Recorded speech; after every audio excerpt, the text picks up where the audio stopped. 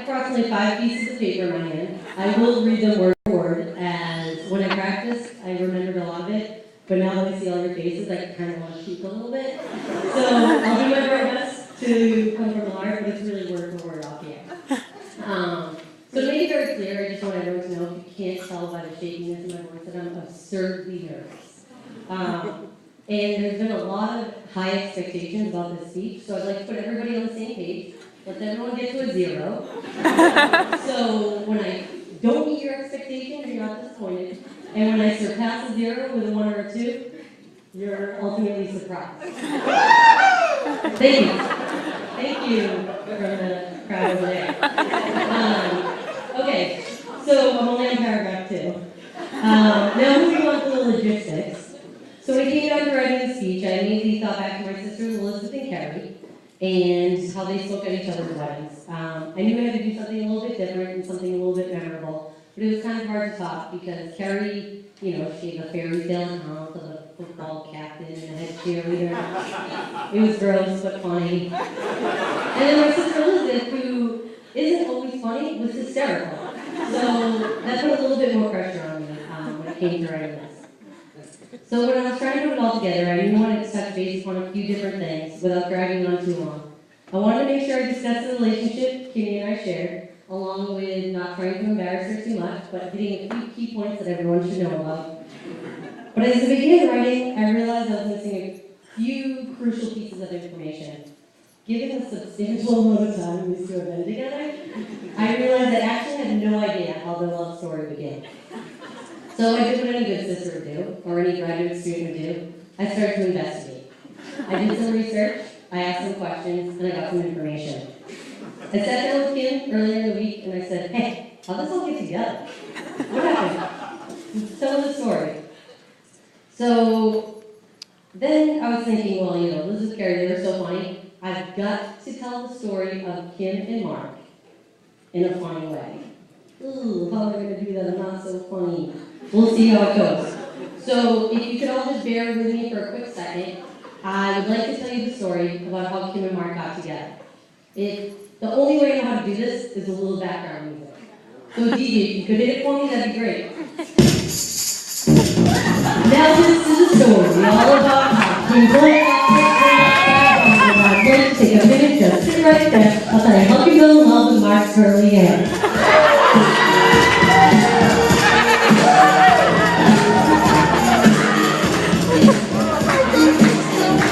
In Mass, born and raised at WHS, spent most of their days chilling out, maxing and relaxing all the school. Mark was shooting some pucks outside of school with a couple of girls. They were up to no good. Heather, Kim, and Liz were in the neighborhood. Mark had one little look and his thoughts were clear. Kim, I'll pick you up tonight with a Pearl Harbor premiere. Pick me for a car and when he came here, the movie was white, red, interior. If anything, you could say that this guy was rare, but she thought, forget it, we'll make a great pair.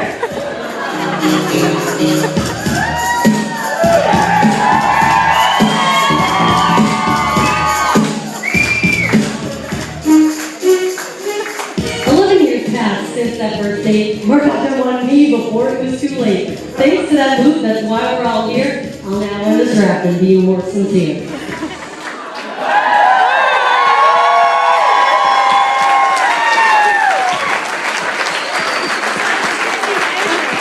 That was paragraph number 3. But everyone knows the story, so this is great. Oh, I feel a little bit better. On to the next one. So the sincere part. Growing up, with only 15 months between the two of us, we spent most of our lives doing the same exact thing. We were dressed the same, we played the same games, and we even at the same time shared the same bowl cut. Some of us grew out of it, some of us held on to it. Although we may have had many things in common, Kimmy and I were nothing and still are nothing alike. She was sweet, I was and am sour. She was cute and clean, I was dirty and grimy. She had beautiful long curls and a brown bowl cut. I was the one that held on to it for a really long time. She played by the rules, I flipped over game boards. King was everything Daddy's little girl needed. One of my all-time favorite memories growing up involved all my sisters. Mom and Dad would often leave and go out to the club or Javelli's with the Buckleys, and leave Elizabeth and Carrie at the ripe age of 10 and 11 in charge of us.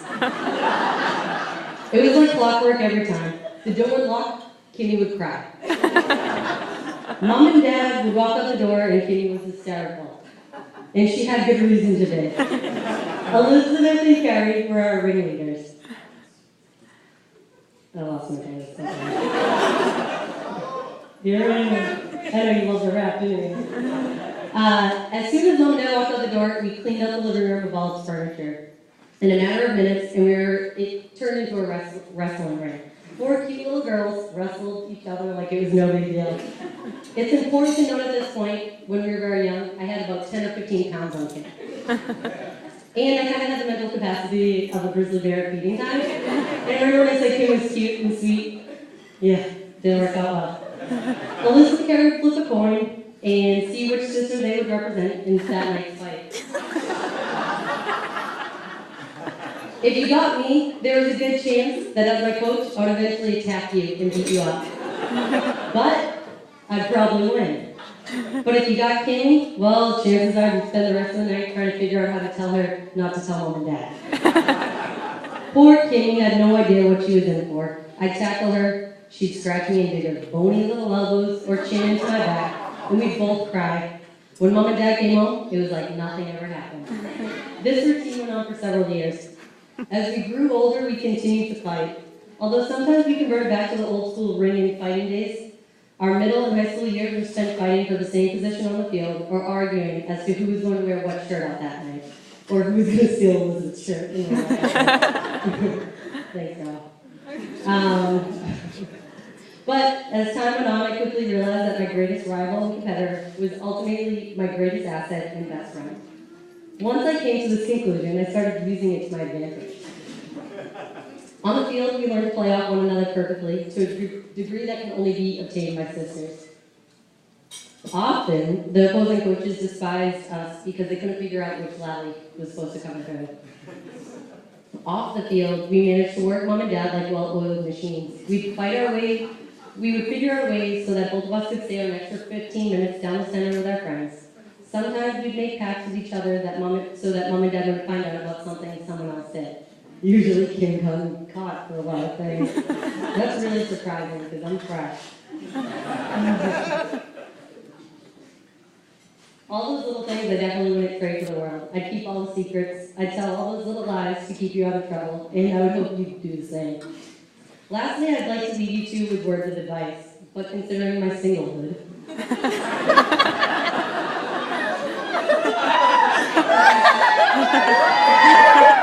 Like I said, my singlehood.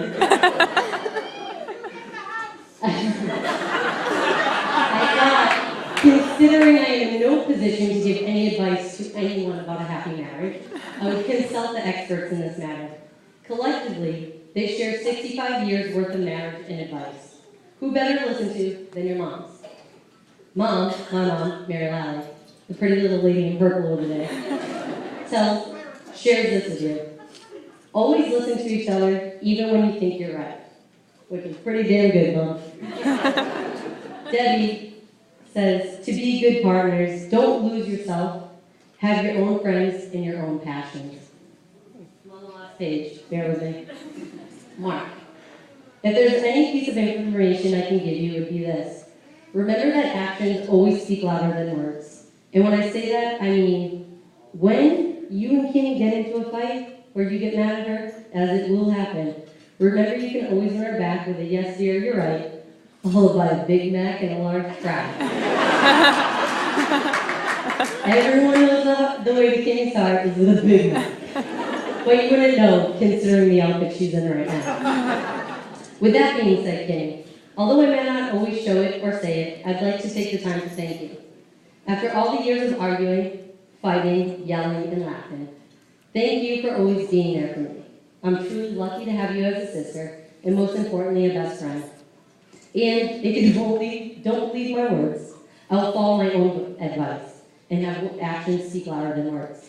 To show my sincerity, I purchased you a Big Mac and a large fry. Mark, don't you worry, buddy. There's two in here. But my girlfriend's over there who picked it up, the fries look kind of skinny. Could anyone picture Kim not eating a Big Mac on her big day?